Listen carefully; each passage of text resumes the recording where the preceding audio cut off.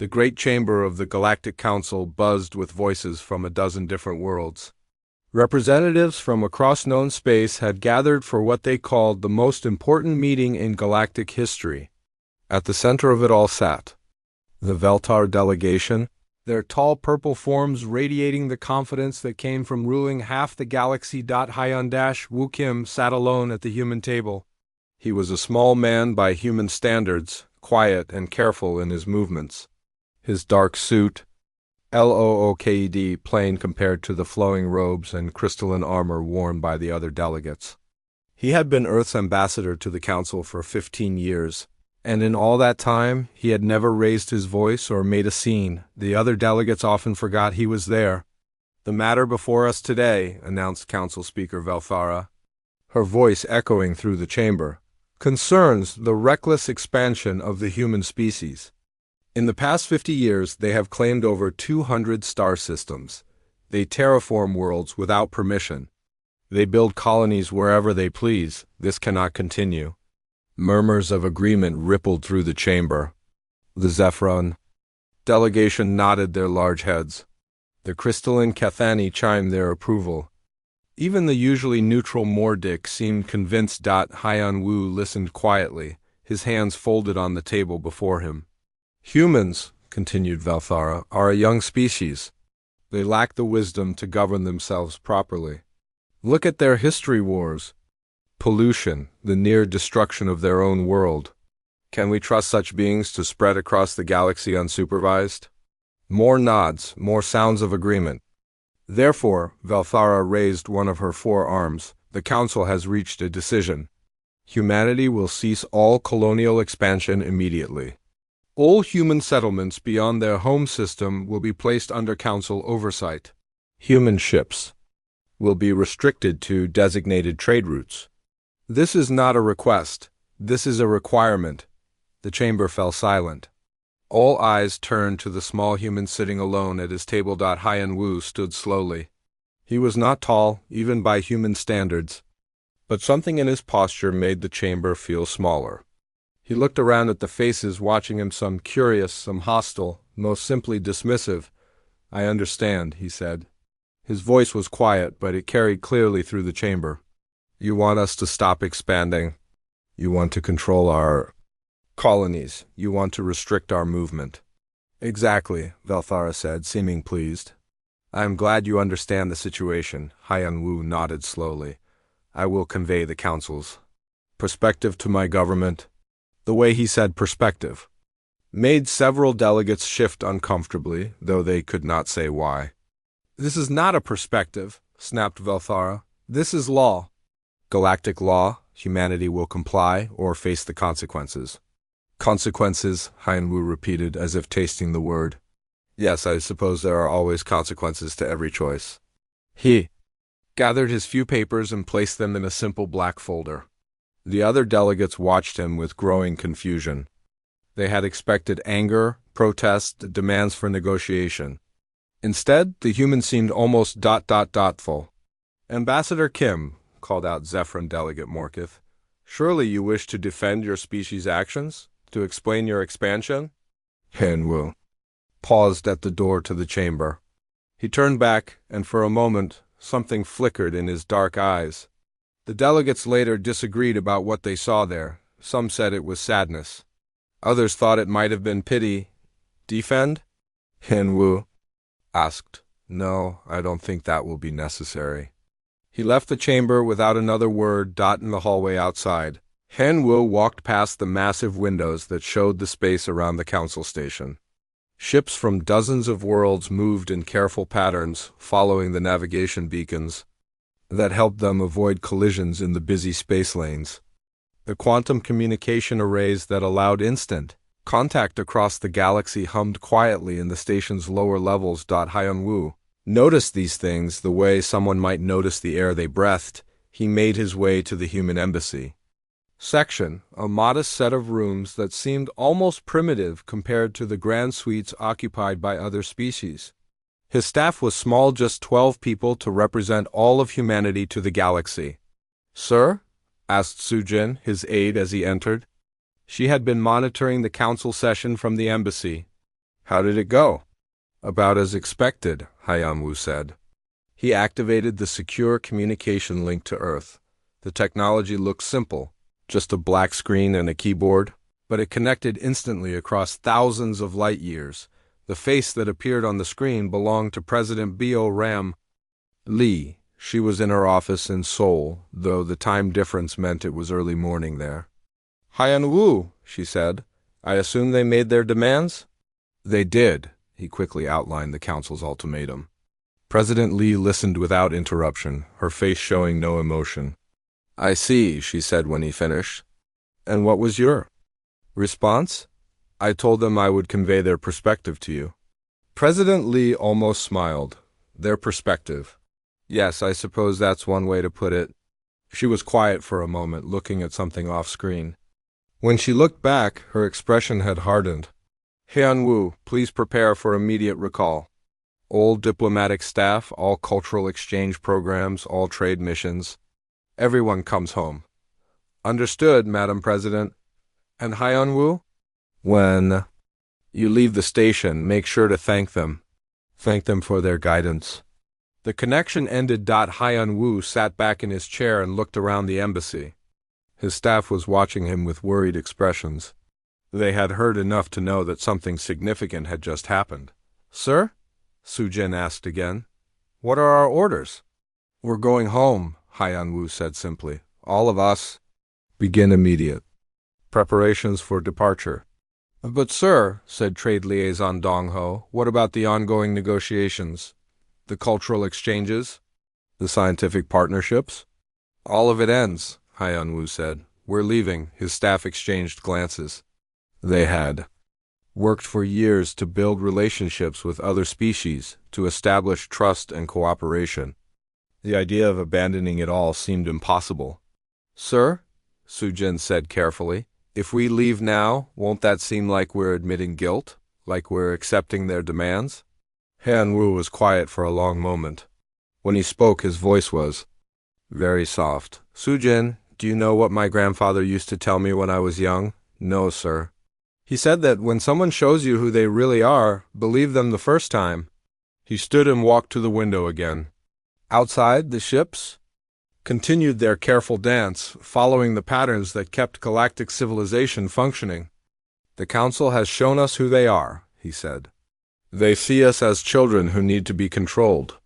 They see our growth as a threat to be contained. They believe they have the right to dictate our future. He turned back to his staff. So we will give them exactly what they want. A galaxy without human interference. 3 days later, the human embassy was empty.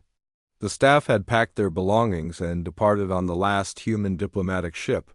They left the rooms clean and neat, with a simple note thanking the Council for their hospitality. Haiyan-Wu was the last to leave. He walked through the empty embassy one final time, then sealed the doors behind him. At the docking bay, the ship's captain was waiting. Ready to go home, sir? A captain asked. Haiyan-Wu looked back at the Council station one last time. Through the massive windows, he could see the Council chambers where the delegates were probably already celebrating their victory over human ambition. Yes, he said quietly. I think it's time we went home. The ship departed without fanfare, joining the flow of traffic leaving the station. Within hours it had jumped to hyperspace, carrying the last official human presence away from the galactic community, back in the Council chambers.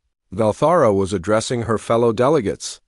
With the human withdrawal, she announced, we can finally restore proper order to the galaxy.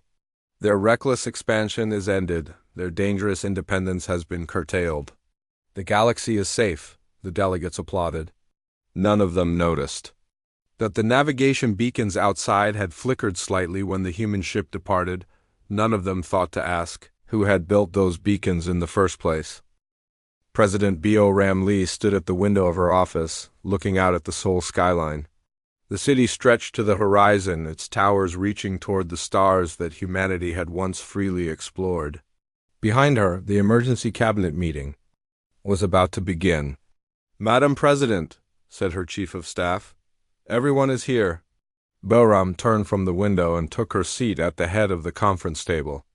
Around her sat the most powerful people on Earth: ministers, generals, scientists, and advisors who guided humanity's path among the stars. Defense Minister Dong-Min Park spoke first. Madam President, we've received Ambassador Kim's full report. The Council's demands are clear. They want us to stop all expansion and submit to their oversight. Their oversight? Repeated Science Advisor Soo-Jin Choi, her voice flat. As if we were children who couldn't be trusted with sharp objects. Ram looked around the table at the faces of her cabinet. She had worked with these people for years. She trusted them completely. More importantly, she knew what they were capable of. Tell me, she said quietly, what do our friends in the Council know about our real capabilities? The question hung in the air for a moment. Then Soo-Jin smiled, a cold, sharp expression that would have worried the aliens who thought humans were primitive. They know what we've chosen to show them, Soo-Jin said. Which is very little. She activated the holographic display at the center of the table. Images appeared, ships, stations, worlds, and technologies that existed far from alien eyes. 4. The past 50 years, Soo-Jin continued, we've maintained what we call the Simple Humans Protocol. When the aliens look at us, they see fusion reactors, chemical rockets, and basic terraforming equipment. They see a species that only recently learned to leave their homeworld. The display shifted, showing the human colonies scattered across the galaxy. To alien sensors, they look like simple settlements with basic technology. They don't see the quantum reactors that power our cities, Soo-Jin said. They don't see the matter reorganizers that built our worlds in months instead of centuries. They don't see the dimensional storage systems or the consciousness transfer networks or the reality stabilization fields. Defense Minister Dong-Min leaned forward. The question is, why have we hidden so much? Why let them think we're primitive? Foreign Minister Haijin Sun answered. Because we learn from history. Every time a more advanced civilization meets a less advanced one, bad things happen. We decided it was safer to appear weak until we understood the galaxy better. And now? Ram asked. Now we understand perfectly, Haijin said grimly. The galaxy is ruled by fear. The strong dominate. The weak, the old suppress the new. They don't want partners, they want subjects. Ram was quiet for a long moment, thinking. When she spoke, her voice was very calm. In that case, the choice is simple. We can fight them, or we can leave them alone. Fight? Asked Dong-Min, straightening in his chair. Madam President, if we revealed our true capabilities, we could take control of the entire galaxy within a year. Our technology is centuries ahead of theirs. Yes, Ram said. We could conquer them all. We could force them to accept us as equals or even as superiors. Is that what you recommend? Dong-Min opened his mouth, then closed it. Around the table, the other ministers shifted uncomfortably. No, he said finally. That would make us exactly what they think we are. Exactly, Ram said. So we won't fight them. Fighting would prove they were right to fear us. Economic Minister Tae-Young Kim spoke up. Madam President, if we don't fight, what are our options? We can't simply submit to their demands. Ram smiled, the same cold smile that Soo-Jin had. Warned earlier, who said anything about submitting? She asked. They want us to stop expanding and leave them alone. Very well. We'll give them exactly what they ask for. She stood and walked to the display, touching the controls to show the full scope of human civilization. Hundreds of worlds, thousands of stations, millions of ships, all hidden from alien eyes by technology the Council couldn't even imagine. We'll withdraw from all Council space, she said. We'll end all diplomatic contact. We'll stop all trade and cultural exchange. We'll become exactly what they want us to become: invisible. But Madam President, said Scientific Advisor Min-Kyu Lee, our withdrawal will have consequences. We provide critical services to dozens of species. Our trade networks support entire sectors of the galactic economy. Yes, Ram said, there will be consequences. She touched another control, and the display showed the hidden infrastructure that humanity had built throughout the galaxy. The navigation beacons that guided alien ships, the communication relays that carried their messages, the atmospheric processors that kept their worlds habitable, the medical research stations that had eliminated diseases, the agricultural centers that fed billions. They've never noticed how much they depend on us, she said. They think these systems just exist naturally. They don't realize that behind every coincidental technological breakthrough, every fortunate discovery, every lucky solution to their problems, there have been human scientists working quietly in the background. The cabinet members stared at the display in growing understanding. We've been the galaxy's silent guardians for 50 years, Bahram continued. We've prevented wars, stopped plagues, guided their development, and protected them from threats they never even knew existed, all while pretending to be simple, primitive humans who barely knew how to build starships. And if we withdraw all of that support, asked Foreign Minister Haijin, then they'll learn what the galaxy is really like without us. But Oram said simply. Defense Minister Dongmin leaned back in his chair. It won't be pretty, no, Bahram agreed. It won't be. But it will be their choice. They've made it clear they don't want our help, so we'll stop helping. She returned to her seat and looked around the table. I want complete withdrawal plans. Within 48 hours, she said. Every human presence in Council space, diplomatic, military, civilian, commercial, scientific, everything.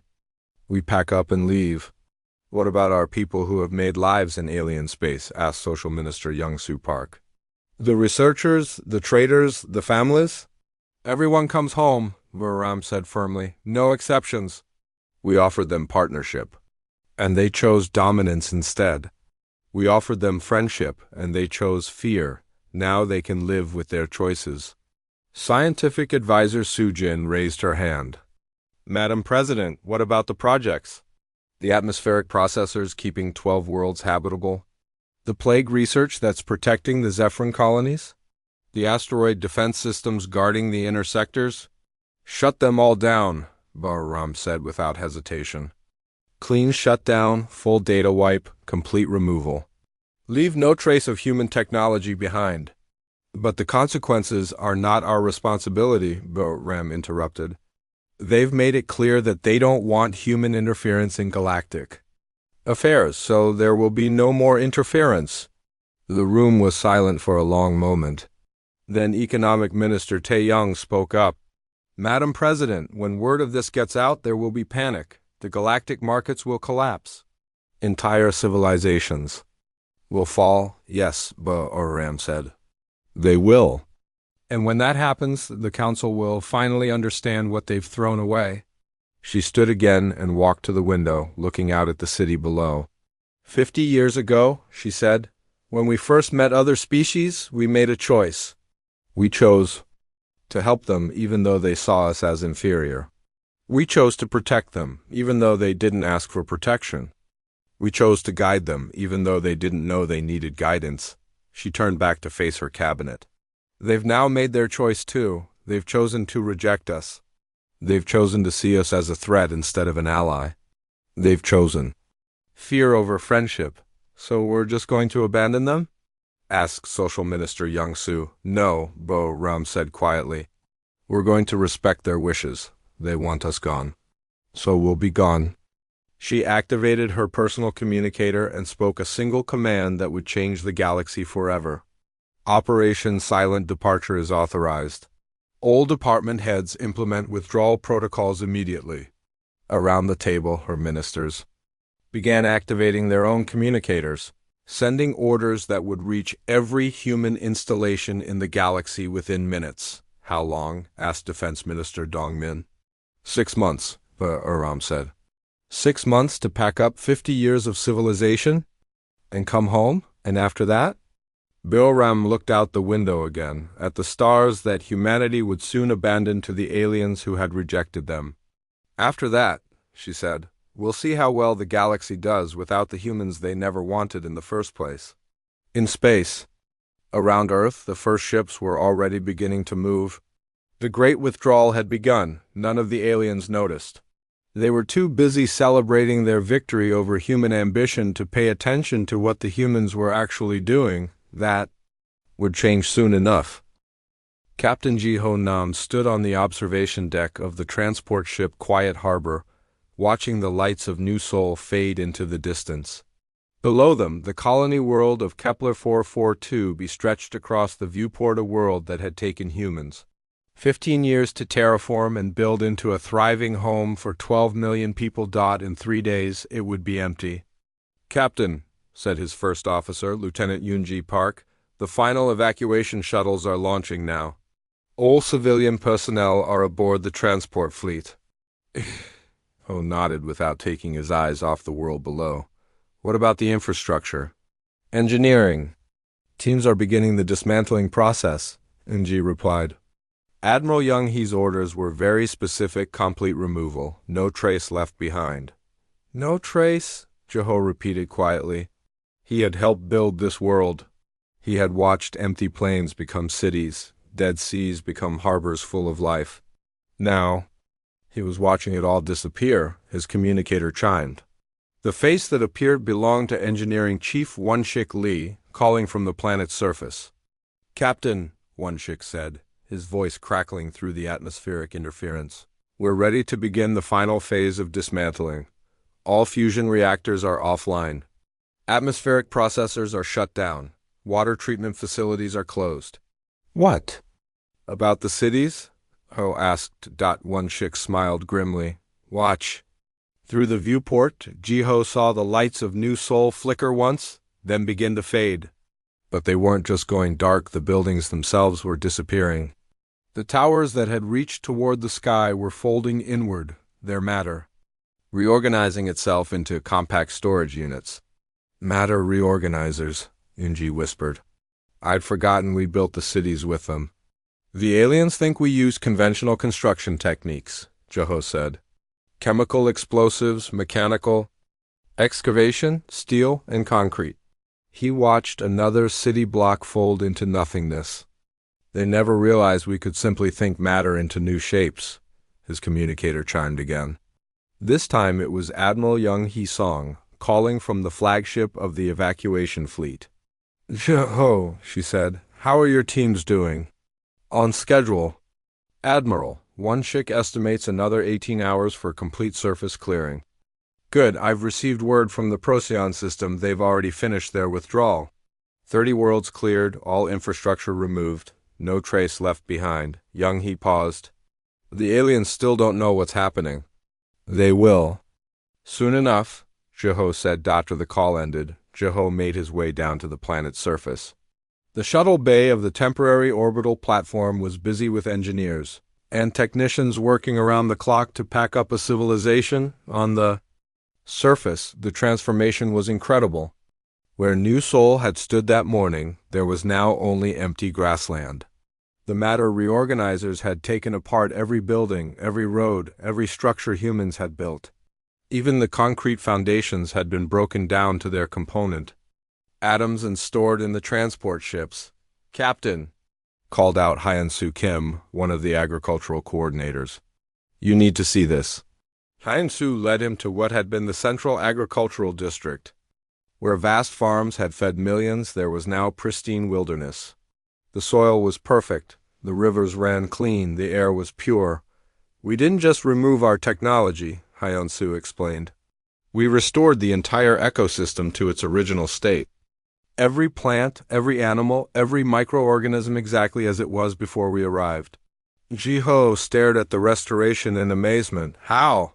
"Ecological memory banks," Hyun-Soo said. "We recorded everything when we first surveyed the planet. Every piece of DNA, every geological formation, every atmospheric component. The restoration systems just put it all back where it belonged." "The aliens will think this planet was never colonized at all," Joe realized. "That's the idea." They walked through the restored landscape, past meadows where cities had stood and forests where spaceports had operated. In the distance, other teams were working on the final phase of the withdrawal, removing the orbital facilities that had supported the colony. "Captain," called Engineer Soo Yeon Lim over the communicator. We're ready to remove the orbital elevator. Jiho looked up at the thin line stretching from the ground to the sky, a carbon nanotube structure that had connected the planet's surface to the orbital stations above. Do it, he said. The elevator didn't collapse or break apart. Instead, it simply dissolved, its molecular structure unraveling from bottom to top until nothing remained but empty air. The aliens think we built that elevator with conventional materials, Su Yan said, her voice amused. Steel cables and mechanical lifts. They never realized it was a single engineered molecule stretching 36,000 kilometers into space. Activated his general communicator to address all the teams on the planet. All units, this is Captain Nam. Final withdrawal phase begins in 6 hours. I want every trace of human presence removed. Every tool, every sensor, every piece of technology. When we leave, this world should look exactly as it did before we arrived. Understood, Captain, came the replies from dozens of teams across the planet. As the day wore on, Jiho watched the last remnants of human civilization disappear from Kepler 442b. The atmospheric processing stations that had given the planet breathable air were carefully disassembled. The weather control satellites that had prevented the violent storms common to this world were recalled to the ships. The underground cities that had protected colonists during the harsh winter seasons were filled in, and their tunnels collapsed. Captain, said his communications officer, we're receiving a message from the Veltar patrol ship in the outer system. What do they want? They're demanding to know why we're evacuating. They want permission to inspect our facilities. She almost laughed. Tell them they're welcome to inspect anything they can find? 6 hours later, the last shuttle lifted off from the planet's surface. Jiho was aboard, watching through the viewport as Kepler 442b fell away below them. The world looked beautiful and pristine, its oceans blue and clean, its continents covered in natural forests and grasslands. There was no sign that 12 million humans had ever lived there. Captain, said the shuttle pilot, the Veltar patrol ship is moving to intercept us. Let them, Jiho said calmly. The Veltar ship pulled alongside the human transport fleet. Captain Veltorak, the Veltar commander, appeared on the communication screen. He looked angry and confused. Human captain, Veltorak said, explain your actions. Why are you evacuating this world? We received orders from the Galactic Council, Ho replied politely. Human expansion must cease. Human colonies must be placed under council oversight. We are complying with these orders by abandoning your colony?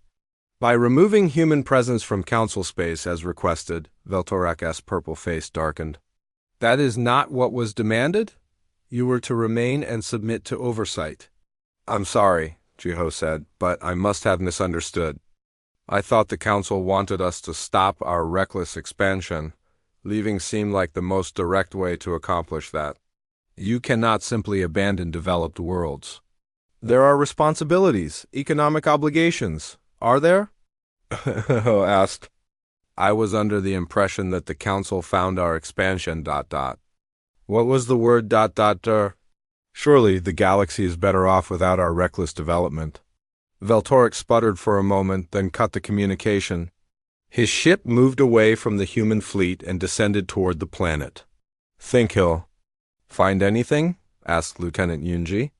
Let's watch, Jiho said. On the screen, they could see the Veltar ship's scanners working overtime, sweeping the planet's surface for any sign of the massive human colony that had existed there just days before. The scans came back negative. No artificial structures. No industrial activity. No sign of intelligent habitation. The Veltar ship made 3 complete orbital passes before Veltorak appeared on the communicator again. This time he looked worried. Human captain, he said. Our scans show no evidence of human habitation on this world, yet our records clearly indicate a major colony. Your records must be in error, Jiho said helpfully. As you can see, this world is completely natural. Perhaps your information was wrong about human expansion in this sector. That's impossible. We have sensor records, trade data, communication logs. Do you? Ho asked. How strange. Well, I suppose these things happen. Computer errors, faulty sensors, mistakes in record keeping. Valtoric's face went through several shades of purple. This is This is what the council requested, Ho said firmly. No more reckless human expansion. No more dangerous human colonies. Problem solved. The communication ended. Through the long-range sensors, they watched the Veltar ship continue its fruitless scanning of the empty world below.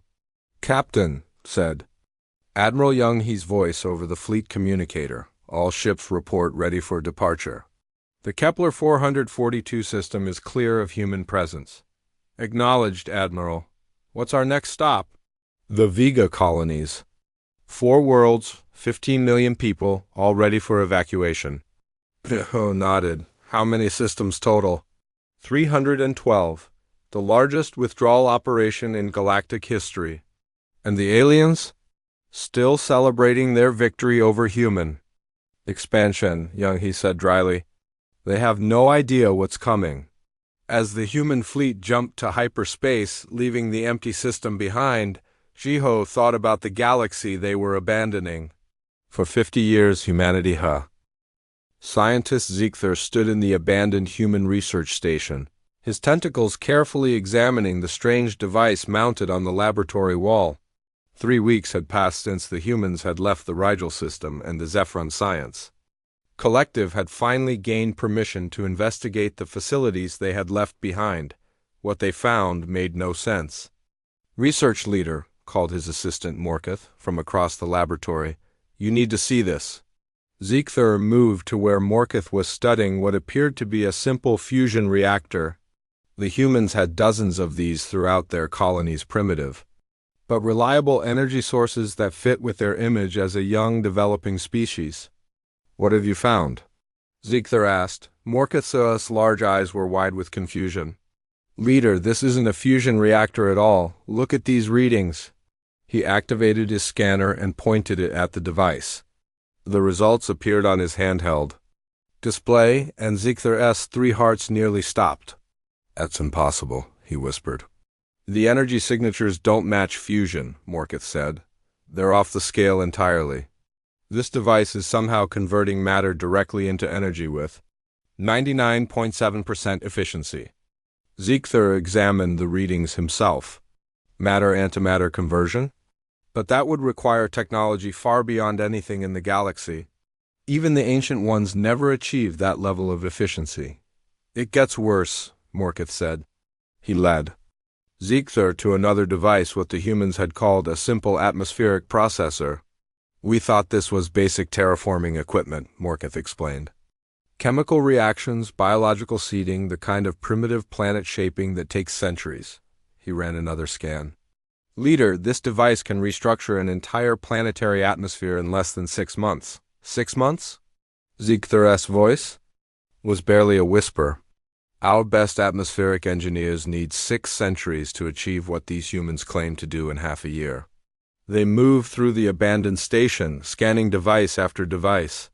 Each discovery was more shocking than the last. The simple gravitational controllers were actually manipulation systems that could reshape spacetime itself.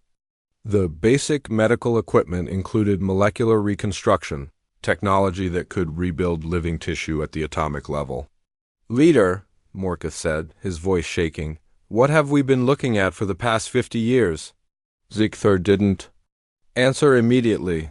He was thinking about all the times he had observed human technology, all the reports he had filed describing their primitive but adequate capabilities. How had they hidden this level of advancement? Pull up the human ship signatures, he ordered. Morketh activated the station's sensor logs, displaying the records of human ship movements in the system over the past decade. The ships appeared to be simple fusion-powered vessels with basic shielding and primitive navigation systems. Now run a deep scan analysis on the engine signatures, Ziegther said.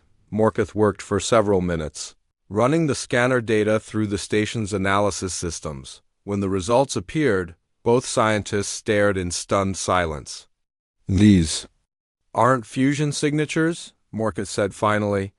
These are... I don't even know what these are. The energy readings suggest some kind of dimensional manipulation. Space-folding drives that could theoretically travel between galaxies. Between galaxies? Ziegler repeated. The math doesn't make sense any other way. Leader, if these readings are accurate, human ships don't just travel faster than light, they exist partially outside normal space-time? Ziegler activated his communicator and contacted the Zephyron Science Council. Emergency priority message, he said when the communication connected. This is Research Leader Ziegler reporting from the abandoned human station in the Rigel system. We have a situation. The face of High Scientist Velcram appeared on the screen. Ziegler, what have you found? High Scientist, we've been wrong. About human technology, completely wrong. Their equipment isn't primitive, it's centuries beyond anything in the galaxy. Explain. Ziegler quickly outlined their discoveries. As he spoke, Velcram's expression grew more and more troubled. Are you certain of these readings? Velcram asked when Ziegler finished. I've checked them 17 times. High Scientist, the humans have been deliberately hiding their true capabilities. Everything we thought we knew about them is false. But why? Why pretend to be primitive when they clearly possess technology that could dominate the galaxy? I don't know, Ziegler admitted, but I think we need to find out. Over the following days, more science teams arrived to investigate the abandoned human facilities. Each team made the same shocking discoveries. Human primitive technology was actually advanced beyond comprehension, engineer Taehyun Yoon's personal logs, which the humans had left behind in encrypted files, told an even more disturbing story. The encryption was so complex that it took the combined efforts of 6 different species' best cryptographers to break it. What they found inside changed everything. Personal log, day 2847 of the Rigel Station assignment, Taehyun's recorded voice said as the scientists listened. Another day of pretending our reactors are simple fusion systems. The Zephyron observers seem satisfied with our performance.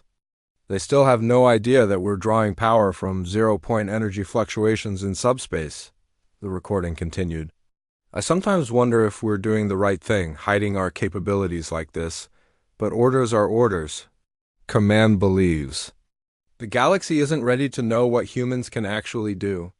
Day 2851 fixed another malfunction in the atmospheric processor today. Had to slow it down again so the aliens wouldn't notice it was working too efficiently. In reality, the whole planetary atmosphere could be converted in 3 days, but we're pretending it takes 6 months. Day 2860, the Veltar trade delegation visited today. They were very impressed with our innovative use of basic technology. If they only knew that their entire civilization is running on infrastructure we built and maintain without them realizing it. The scientists listened in growing horror as the logs revealed the truth. Humans hadn't just been hiding their technology, they had been secretly supporting galactic civilization for decades. Day 2901, another crisis averted. The navigation beacon in Sector 7 was failing, which would have caused 17 ship collisions in the next week. Sent a repair team in stealth mode to fix it. The aliens will never know how close they came to disaster.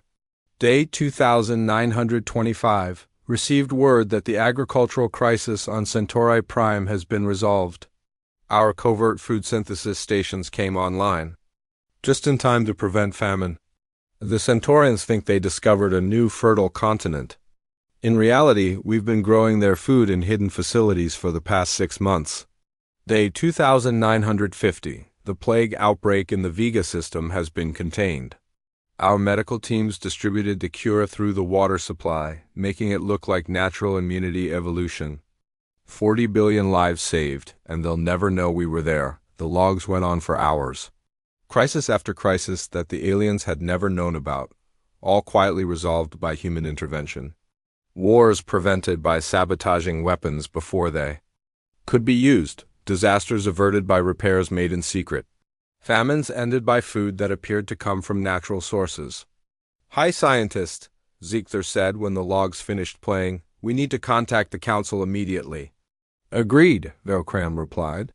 This information must be shared with all member species. The emergency council session was called within days. Representatives from every major species gathered to hear the Zephron scientists' report. The chamber was filled with shocked silence as the evidence was presented. "Are you saying," asked Veltar Speaker Velthara, "that humans have technology centuries beyond our own?" "Not centuries," Ziegler corrected, "millennia.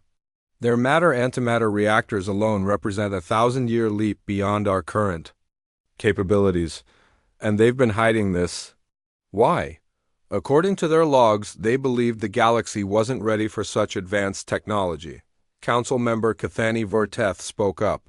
"Ready? What did they think would happen?" Morkith answered.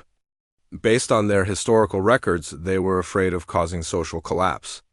On their own world, rapid technological advancement led to massive wars and near extinction. They didn't want to repeat that pattern on a galactic scale. So they helped us secretly. They've been preventing disasters, ending conflicts, and solving crises throughout the galaxy for 50 years, Ziegler confirmed. Most of the natural solutions to our problems have actually been human interventions." The chamber fell silent. Slowly, the implications began to sink in. "If they've been supporting our civilization in secret," said Mordek Representative Sektar. "What happens now that they're gone?" No one answered. No one wanted to think about the answer, but in the days that followed, as reports began coming in from across the galaxy, the truth became impossible to ignore. Navigation beacons were failing. Communication networks were going dark. Atmospheric processors on dozens of worlds were shutting down. Medical research that had been progressing rapidly was suddenly stalled. The galaxy's hidden support system was disappearing, piece by piece, and the humans, with their impossible technology and their secret guardianship, were nowhere to be found. "Hi, scientist," Morkith said quietly as they stood in the empty human station. "What have we done?" Ziegler looked out at the stars, wondering if the Captain Minjung Kong stood on the bridge of the diplomatic vessel Quiet Harmony, the last human ship in council space.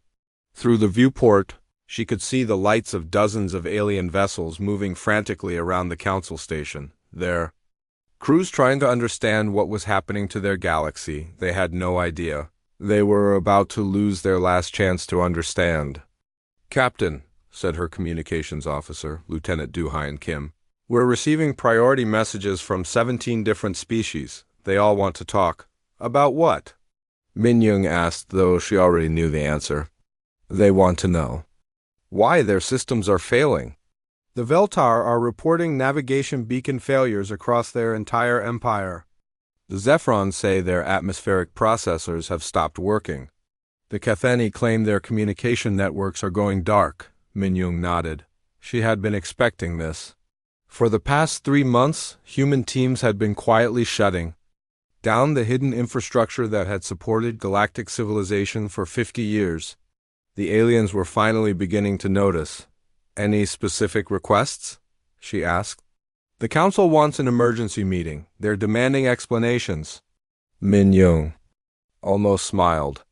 Demanding explanations.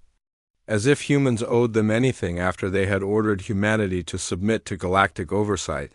"Tell them I'll meet with the full council in 1 hour," she said. "Ma'am, are you sure?" The president's orders were to avoid all contact. The president's orders were to end our diplomatic presence, Minyoung corrected. "This is our farewell message." An hour later, Minyoung walked into the council chambers for the last time. The massive room was packed with representatives from dozens of species, all talking at once in urgent, worried voices. When she entered, the noise gradually died down. She took her place at the human delegation table, a table that would be empty tomorrow. Around her, alien faces watched with expressions ranging from confusion to anger to growing fear. "Ambassador Kong," said Council Speaker Velthara, "we need to discuss the recent technical difficulties affecting various systems throughout the galaxy." "Technical difficulties?" Minyoung asked politely. "Navigation systems failing," said Veltar Military Commander Reltaken. "Communication networks going offline. Atmospheric processes shutting down."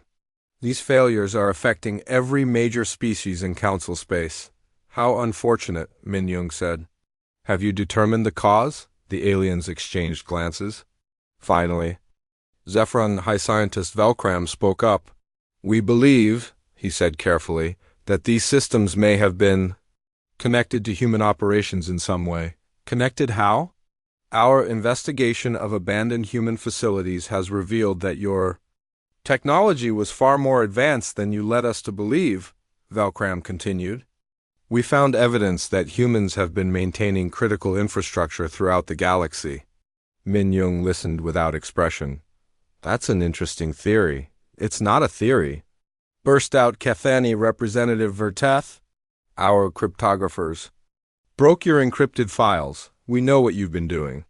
The secret repairs, the hidden facilities, the covert crisis management, you've been running the entire galaxy from behind the scenes? Have we? Min asked. How remarkable. Velthara leaned forward.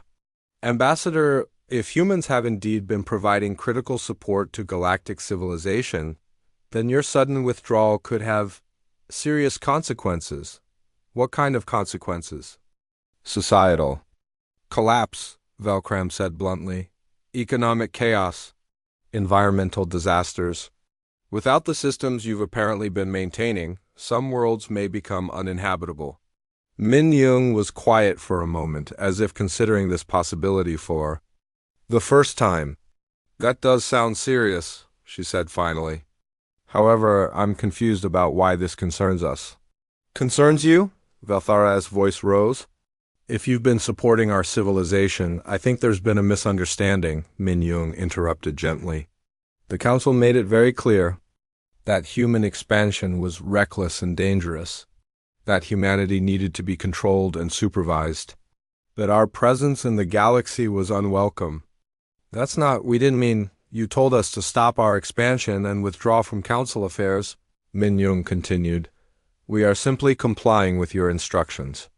But we didn't mean for you to sabotage critical systems? Min tilted her head slightly. Sabotage? I'm afraid I don't understand. We haven't sabotaged anything. Then why are the systems failing? Demanded Reltaken. Perhaps, Min said thoughtfully. They weren't as independent as you believed. The chamber erupted in angry voices. Representatives shouted questions, demands, accusations. Min waited patiently for the noise to die down. Ambassador, Velthara said when order was restored, if humanity has been providing essential services to the galaxy, surely you can see that withdrawing them would cause massive suffering. Can I? Min asked. Let me make sure I understand the situation. For 50 years, you've believed that your civilization was advanced and independent. You've maintained that humans were primitive and dangerous. You've insisted that we needed to be controlled for the good of the galaxy. She paused, looking around the chamber. Now you're telling me that your civilization has actually been dependent on human support all along. That without us, your worlds will fall into chaos? That the primitive humans you wanted to control have actually been the foundation holding everything together. The silence that followed was deafening. If that's true, Min continued, then it seems the Council has been operating under some rather significant misconceptions about the nature of galactic civilization. Ambassador, Velthara said desperately, surely we can negotiate. If there have been misunderstandings— Oh, I don't think there have been any misunderstandings, Min said. You made your position very clear. Humanity is too dangerous to be allowed freedom of expansion, too reckless to be trusted with autonomy, too primitive to participate as equals in galactic affairs. She stood up from the table. Well, you no longer need to worry about dangerous, reckless, primitive humanity interfering in your advanced civilization. We are withdrawing completely, as you requested. But the systems, the infrastructure, will need to be maintained by someone else, Min said. I'm sure your advanced species will have no trouble replacing the primitive systems that humans built. We don't know how to replace them, Verteth shouted. Your technology is beyond our understanding. Then perhaps, Min said quietly, you should have thought of that before you decided we were too dangerous to trust. She walked toward the door of the chamber. Behind her, the aliens were shouting again, their voices filled with panic and desperation. "Ambassador," Valthara called. "At least tell us how to maintain the systems you built." Minyoung paused at the door and turned back. "I'm sorry," she said, "but that would constitute human interference in galactic affairs. The Council has made it clear that such interference is unwelcome." "This is different. This is emergency assistance, is it? Or is it just another attempt to use human capabilities while denying human autonomy?" The chamber fell silent again. "You wanted to control us," Minyoung said. "You wanted to benefit from our capabilities while keeping us as subjects rather than partners. You wanted to use us without respecting us." She looked around the chamber one last time. "Now you can have what you actually wanted, a galaxy without human interference. No more primitive humans fixing your problems in secret. No more dangerous humans preventing your wars. No more reckless humans keeping your worlds habitable." "Ambassador, please, I want to thank the Council," Minyoung said, "for making humanity's position so clear, for showing us exactly what you think of us, for helping us understand that partnership was never what you wanted." She activated her personal communicator. "This is Captain Minyoung Kang of the diplomatic vessel Quiet Harmony. As of this moment, humanity's diplomatic presence in Council space officially ends. All formal ties between humanity and the Galactic Council are severed."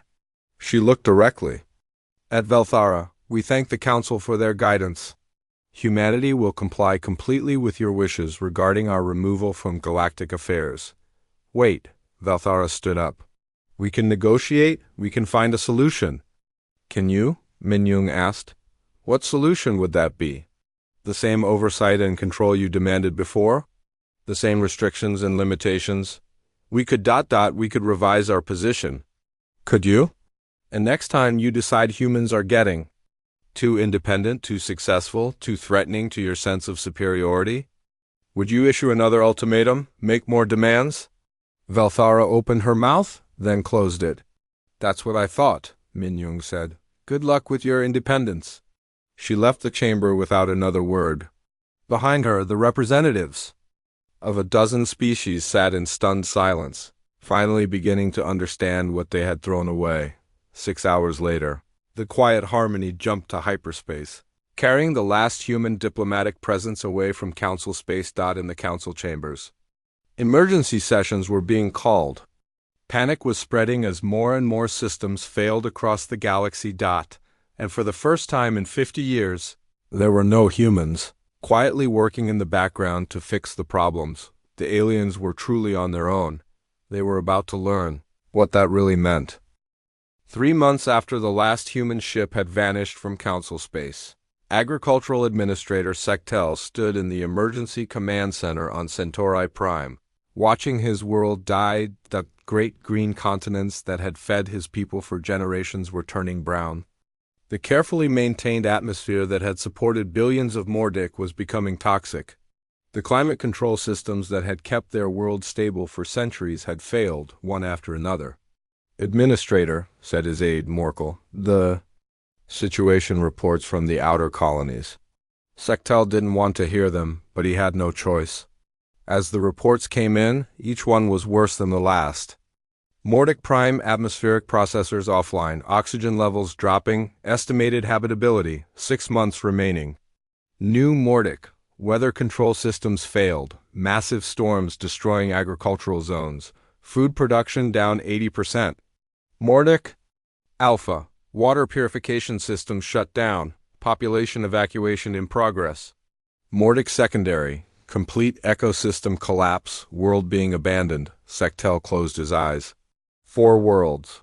4 entire worlds that had been home to his people for generations, all failing at once. "Sir," Morkel said quietly, "there's something else."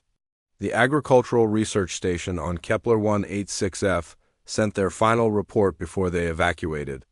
"What did they find?" Morkel hesitated. "Sir, they analyzed the soil composition that supported our agricultural expansion.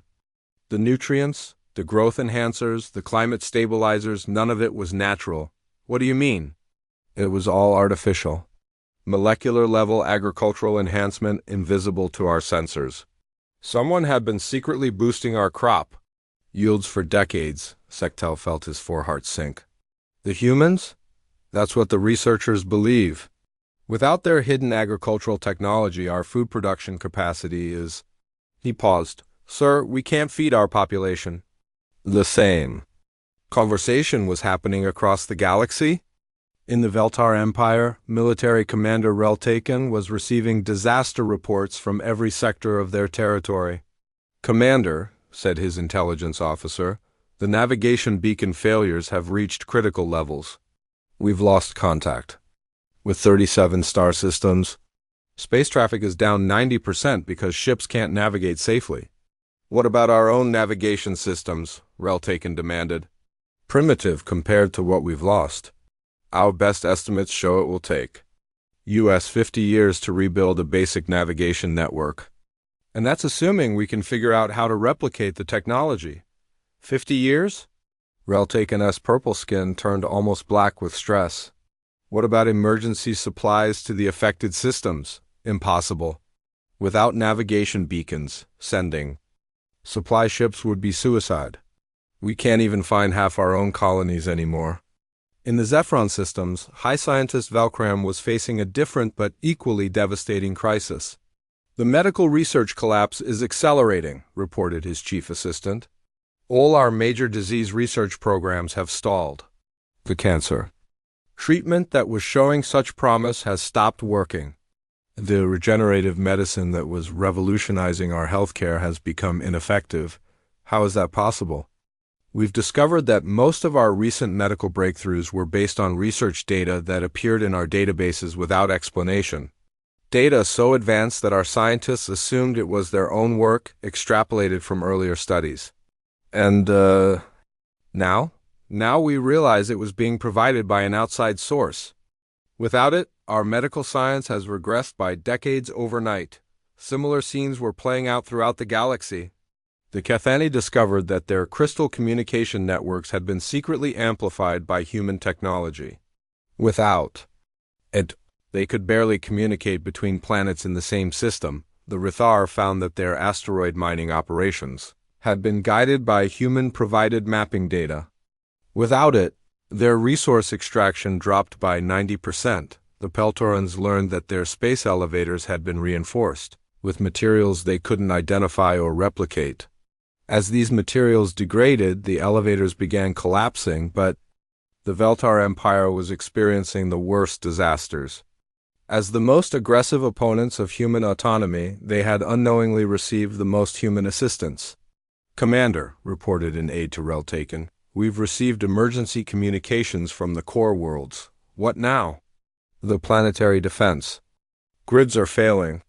The automated systems that protected our worlds from asteroid impacts have gone offline. Reltaken stared at the message display. All of them? Every single automated defense system in the Empire. And sir, there's a large asteroid field drifting toward the Veltar homeworld. Without the defense grid, how long? 4 months until impact. Can we evacuate? Evacuate 40 billion Veltar? With our transportation network in collapse? The aide's voice was hollow. Commander, we don't have enough ships. Even if we did, we don't know where to send them. Half our colonies are already uninhabitable. Meanwhile, emergency council sessions were being held daily. The Grand Chamber that had once echoed with confident voices demanding human submission was now filled with desperate pleas for help. We must contact them, insisted Cathani Representative Verteth. Somehow, we must reach the humans and ask for assistance. How? Demanded Valthara. They've vanished completely. No human ship has been detected anywhere in known space for months. What about their home system? Suggested Mordic Representative Sectal. Surely they didn't abandon Earth. We sent probe ships, Valthara replied grimly. The Sol system is empty. Not just the colony's everything, the entire system appears to be uninhabited. That's impossible. You can't evacuate an entire star system. Apparently you can if you have technology centuries beyond our understanding. Zephron High Scientist Valkram spoke up. I've been analyzing the data from abandoned human facilities. Their technology wasn't just advanced, it was based on principles we don't even understand. Matter manipulation, dimensional engineering, consciousness transfer. They had capabilities that seem almost magical. And now they're gone, Verteth said bitterly, along with all the support systems we never knew existed. The question, said Peltron Counselor Rakin, is what do? We do now? The chamber fell silent. For the first time in galactic history, the Great Council had no answers. Outside the station, another navigation beacon flickered and went dark. Communication traffic dropped another 10%. In the lower levels of the station, life support systems that had been quietly upgraded with human technology began showing signs of strain. Counselors, Velthara said finally, I've received reports from our homeworlds. The situation is dire. She activated the holographic display, showing a map of council space. Red markers indicated systems in crisis. Yellow markers showed systems with failing infrastructure. Green markers represented stable systems. There were very few green markers left. At current rates of failure, Velthara continued, our civilization will experience complete collapse within 18 months. Complete collapse? Sectal's voice was barely a whisper. Loss of interstellar communication. Failure of environmental systems on dozens of worlds. Transportation network breakdown, medical infrastructure collapse. Food distribution failure, Velthara's voice was flat. Within 2 years, most of our species will be reduced to pre-space flight. Technology levels. And the humans? Still gone, still silent, still nowhere to be found. Verteth leaned back in his seat. We did this to ourselves, didn't we? What do you mean? We had partners, allies, beings who were quietly protecting us, helping us, supporting our civilization. And we threw them away because we were afraid of losing control. They were expanding too rapidly, were they? Or were they just building the infrastructure needed to support the galaxy they were protecting? The chamber was silent again. Do you think, Sectal asked quietly, that they're watching us? Seeing what we've become without them? I don't know, Velthara admitted. But if they are ... She looked around the chamber at the representatives of species that had once ruled the galaxy, now reduced to begging for help that would never come. If they are, she said, I wonder what they think of us now. In the silence that followed, another system went dark on the display. The collapse was accelerating. And somewhere in the vast emptiness of space, the humans were gone, taking with them the hidden foundation that had held galactic civilization together for 50 years. The galaxy was learning, too late, what independence really cost. 2 years had passed since the humans disappeared, and Commander Orthek of the Veltar Deep Space Fleet found himself leading the largest search operation in galactic history. His massive fleet of 200 ships moved through the empty space. Where Earth's solar system had once been, scanners working desperately to find any trace of humanity. They found nothing. Commander, reported his science officer, long-range sensors confirm it. The entire Sol system is empty. No planets, no asteroid belt, no space stations. Even the star appears to have been ... moved. Orthek stared at the empty space on his display where Earth should have been. Moved? You're telling me the humans moved their own star? The stellar coordinates are wrong, sir. Sol should be here, but there's nothing but empty space. According to our calculations, it would take the energy output of an entire galaxy to relocate a star system, and humans claim they could do that. Sir, after what we've learned about their technology, I'm not sure what they couldn't do. Orthek was quiet for a moment. Behind him, the bridge crew worked frantically, trying every sensor configuration possible to detect some trace of human presence. They had been searching for 18 months, visiting every system where humans had once lived, following every possible clue. All they had found was empty space and the slowly crumbling ruins of galactic civilization. Any response to our broadcast? Messages? Orthek asked. Nothing, sir.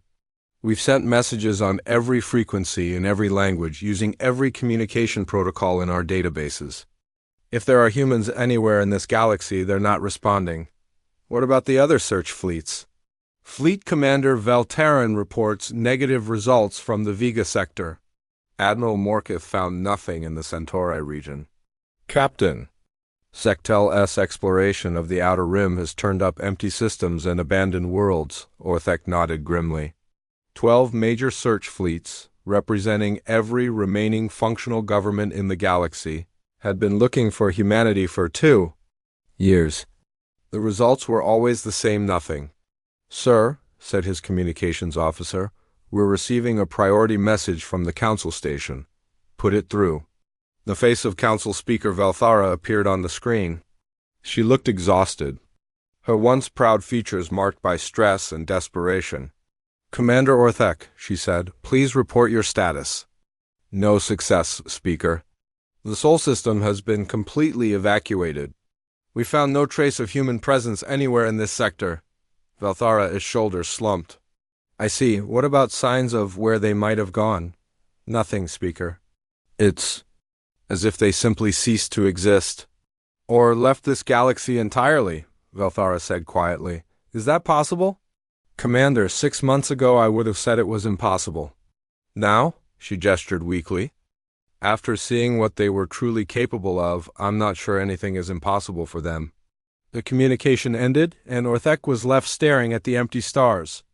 Around him, his crew continued their futile search, but he could see the hope. Fading from their faces, his personal communicator chimed. It was his aide, Lieutenant Feldock, calling from the fleet's intelligence ship. Commander, Feldock said, we've been analyzing the data from the abandoned human facilities. We think we've found something. What kind of something? A pattern, sir. In their final months before departure, human activity followed a very specific sequence. They didn't just evacuate randomly, they followed a carefully planned withdrawal. Strategy. Explain. First, they removed all their advanced technology and infrastructure. Then they restored every world they had colonized to its original, pre-human state. Finally, they eliminated all evidence that they had ever been there. We know all that already. Yes, sir, but here's what we missed. In some locations they left behind automated systems. Hidden beacons that activate under specific conditions. Orthek felt a surge of hope. What conditions? We're not entirely sure, but we think they trigger when the searching party meets certain criteria. What criteria? Sir, I think you need to see this for yourself. An hour later, Orthek was aboard the intelligence ship, standing before a strange device that his science teams had found buried on the abandoned world of New Geneva. The device was small, no larger than his hand, but it pulsed with energy signatures that their best scientists couldn't understand. We found it exactly where the human capital building used to be, Feldock explained. It was buried 30 meters underground, completely shielded from detection. We only found it by accident when our excavation equipment hit it. What does it do?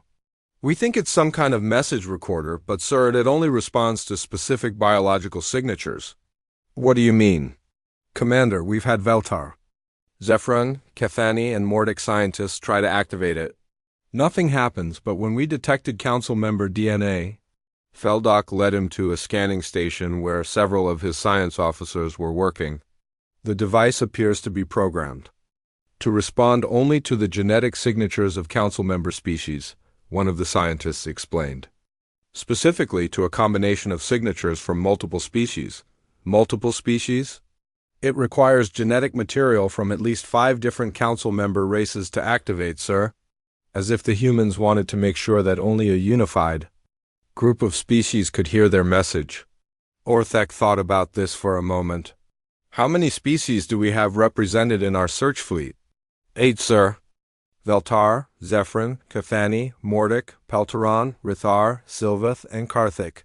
More than enough. Can we activate it? We believe so, sir. We've prepared a combined genetic sample. But, sir, the scientist hesitated. We don't know what the message contains. It could be anything.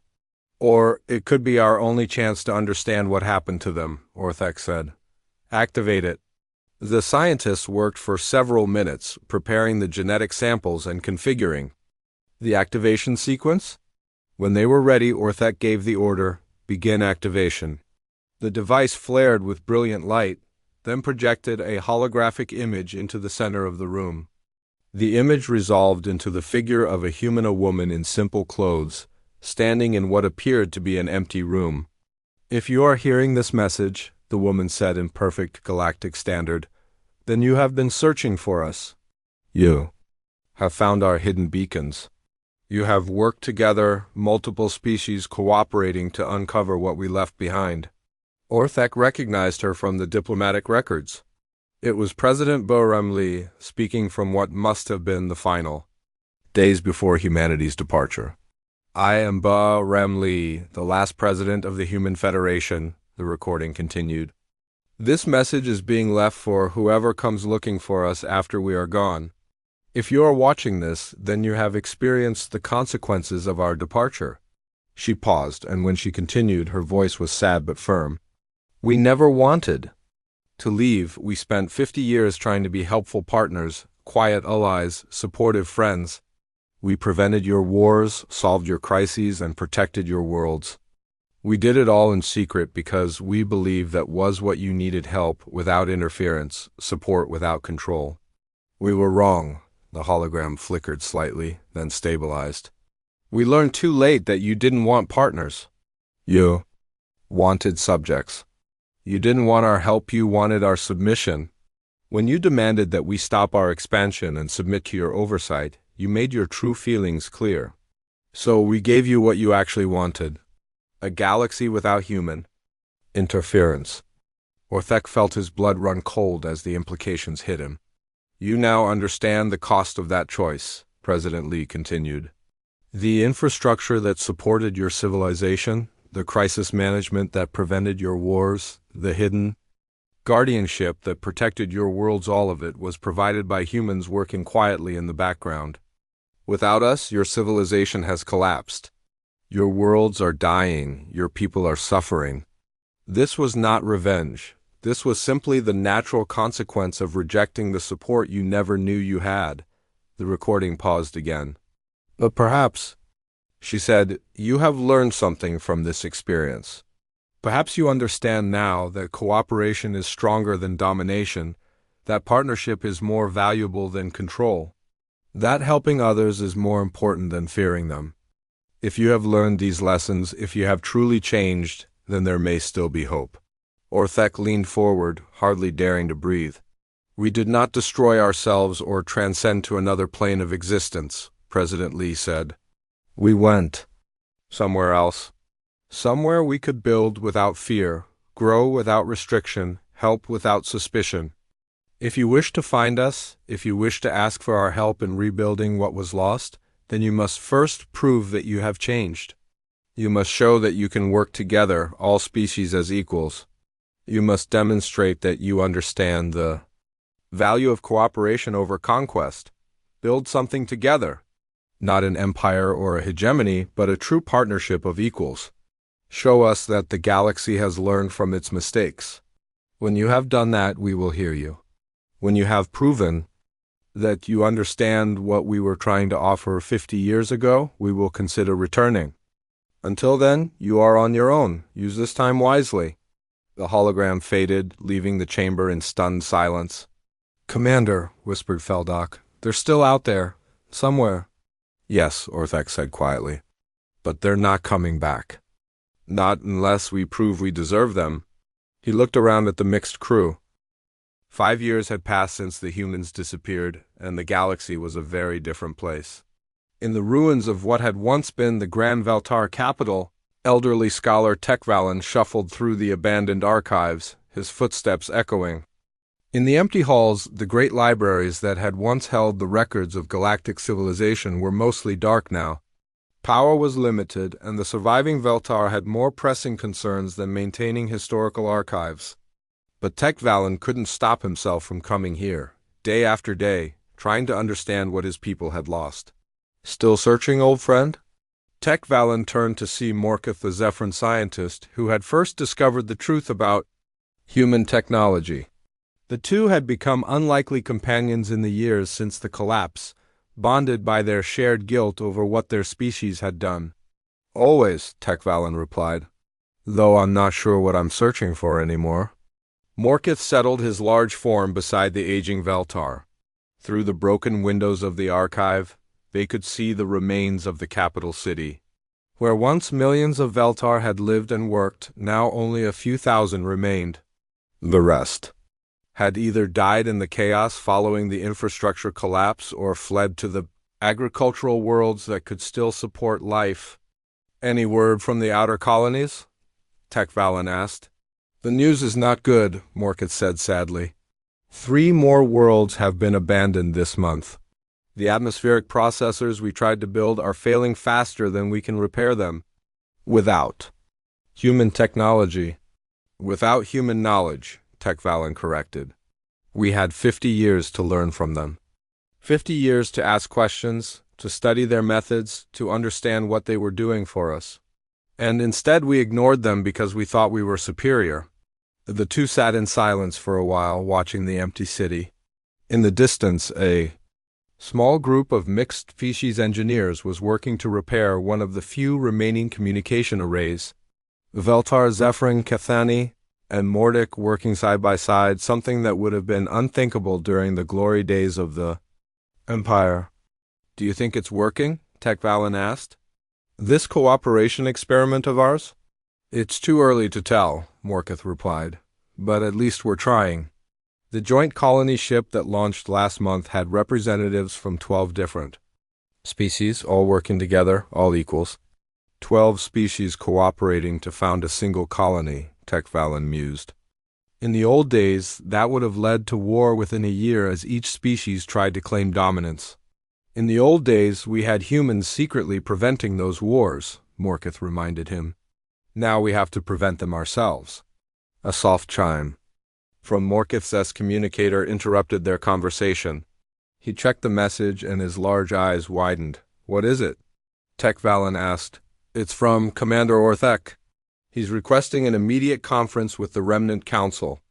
The Remnant Council was what they called their new form of government, a loose alliance of surviving species, trying to rebuild something from the wreckage of their former civilization. It was weak, inefficient, and constantly arguing. But it was also the first truly cooperative government the galaxy had ever seen. "What's the emergency?" Tech Valen asked. "He says they've detected something in the outer rim. Something that might be ... human." Both scholars stared at each other for a moment. Then they were moving as quickly as their aged forms could manage toward the communication center. The emergency session of the Remnant Council was held via holographic conference, with representatives from dozens of worlds participating despite the failing communication networks. Commander Orthek appeared on the central display, broadcasting from his flagship in the Outer Rim territories. "Counselors," he began, 3 days ago, our long-range sensors detected an anomaly in the Kepler 438 system. Energy signatures unlike anything in our databases, but matching theoretical projections of advanced human technology." Excited murmurs filled the communication channels. "Have you made contact?" asked Counselor Velthara, now representing the remains of the Veltar government. "We've tried. Standard communication protocols, emergency frequencies, even the old diplomatic channels. No response," Orthek paused. "But there's more. The system appears to be ... inhabited. Inhabited by whom? Unknown. The energy signatures suggest a population. In the millions, possibly billions.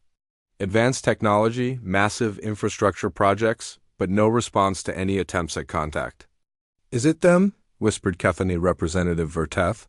"Are the humans back?" "We don't know," Orthek admitted. "But if it is them, they're not talking to us." "Then we go to them," declared Mordic Counselor Sectel. "We take a fleet, we approach their system, we ask for their help." "And if they refuse to see us?" asked Zephyrin High Scientist Velcram. "What if they've moved beyond us entirely?" "Then at least we tried," Sectel replied. "At least we showed them that we've learned something from our mistakes." The debate continued for hours, but the conclusion was inevitable. A delegation would be sent to investigate the anomaly. Not a military fleet or a diplomatic mission. but something new, a cooperative expedition representing all the surviving species as equals. 2 months later, the ship New Harmony departed from the remnant council's makeshift capital. It was a strange vessel, built using the combined knowledge of a dozen species, crewed by volunteers from every major survivor civilization. Commander Orthak had been chosen to lead the mission, not as a Veltar officer but as a representative of the United Species. The journey to Kepler 438 took 3 weeks using their crude faster-than-light drives. As they approached the system, the crew gathered on the observation deck to see what waited for them. What they found defied comprehension. The system was filled with structures that seemed to bend space itself, orbital habitats that phased in and out of normal reality, ships that appeared to be traveling faster than light within the system itself, and at the center of it all, where Kepler 438b should have been, was something that looked like a small artificial sun. "My gods," whispered the ship's science officer. "What are we looking at?"